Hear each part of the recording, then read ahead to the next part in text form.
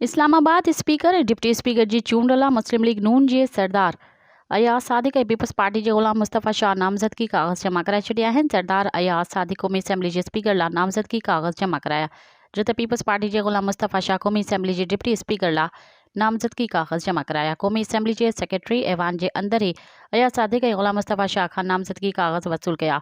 क़ौमी असेंबली जे सेक्रेटरी तरफ़ां स्पीकर ऐं डिप्टी स्पीकर जी चूंड जो शेड्यूल तब्दील कयो वियो आहे। पहिरियां नामज़दगी काग़ज़ 1 मार्च ते जमा थियणा हुआ ऐं 2 मार्च ते स्पीकर ऐं डिप्टी स्पीकर जी चूंड ॻुझी राय शुमारी सां थियणी हुई, पर हाणे स्पीकर ऐं डिप्टी स्पीकर जी चूंड 1 मार्च जुमे ते थींदी। मज़ीद ख़बरनि ऐं तफ़सीलात लाइ विज़िट कयो असांजी वेबसाइट www.awamiNewsHD.com ऐं ॾिसंदा रहो अवामी न्यूज़ HD।